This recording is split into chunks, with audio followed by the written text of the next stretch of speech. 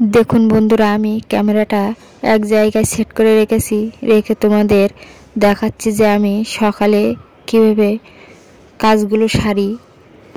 আর যেখানে কালু শুয়েছিল সেখানে একটু ঝাড় দিয়ে দিয়েছি, দিয়ে আমি ক্যামেরাটা এবার বন্ধ করে দিয়েছি।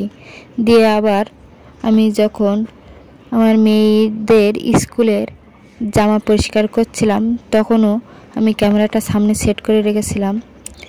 রেখে মেয়েদের জামা কাপড়গুলো পরিষ্কার করছিলাম। রবিবারে আমি স্কুল ড্রেসগুলো পরিষ্কার করে দেই, ছুটির দিন ওই জন্য। তাই একজন দিদিভাই আমাকে জিজ্ঞাসা করেছিল কমেন্টে যে বাড়ির ব্লগ ভিডিও তুমি কিভাবে বানাও। তা আমি সকাল থেকে দুপুর অবধি যেসব কাজগুলো করি তা সেই সব কাজের ভিডিও আমি বানাই, সামনে ক্যামেরাটা সেট করে রেখে তারপরে ভিডিও বানাই। তা দেখুন বন্ধুরা, জামা কাপড়গুলো ভেজানো হয়ে গেছে। এবার সকালের থালা বাসনগুলো আমি মেজে নেব। তার জন্য ক্যামেরাটাকে আমি সেট করে রেখে থালা বাসনগুলোকে আমি আগে ধুয়ে নিয়েছি পরিষ্কার জলে, তারপরে থালা বাসনগুলোকে মেজে নিচ্ছি। দেখুন সুন্দর করে নিয়ে আমি মোটরটা চালিয়ে দিয়েছি, দিয়ে থালা বাসনগুলোকে ধুয়ে নিচ্ছি।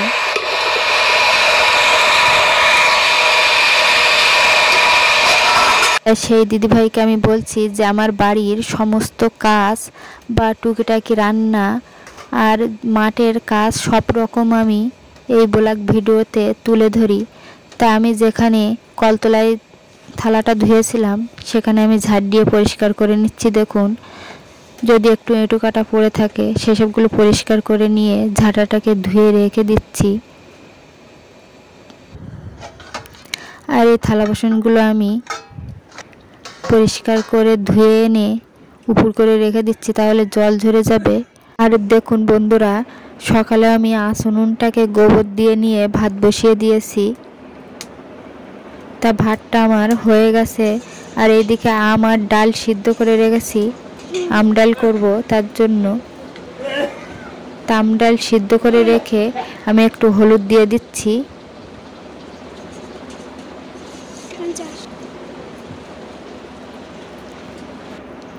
আর পরিমাণ মতো নুন দিয়ে দিচ্ছি। দেখুন, আর এই গরমের সময় এই আম ডালটা খেতে ভালো লাগে।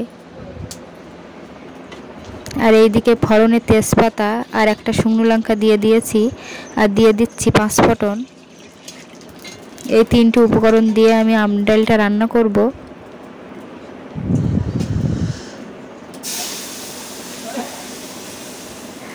আর 5 ফোঁটন তেজপাতা শুকনো লঙ্কাগুলো লাল লাল করে ভাজার পরে সিদ্ধ আমটা আর ডালটা দিয়ে দিয়েছি। দেখুন, ফুটে উঠলে রেডি হয়ে যাবে আম ডাল।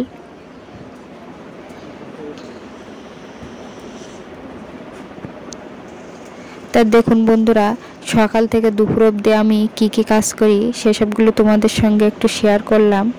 আর এইদিকে তোমাদের দাদা তেল স্প্রে করবে সবজি খেতে, সবজিগুলো সব পোকা লেগে যাচ্ছে। তাই এই যে কাপের মাপে করে ব্যারেলে দিয়ে জল ভরে তারপরে স্প্রে করতে হয়।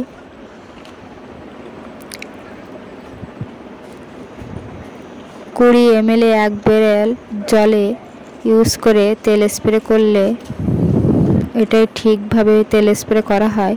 তাই ভিডিওটা ভালো লাগলে লাইক, কমেন্ট, শেয়ার আর সাবস্ক্রাইব করে পাশে থাকবেন।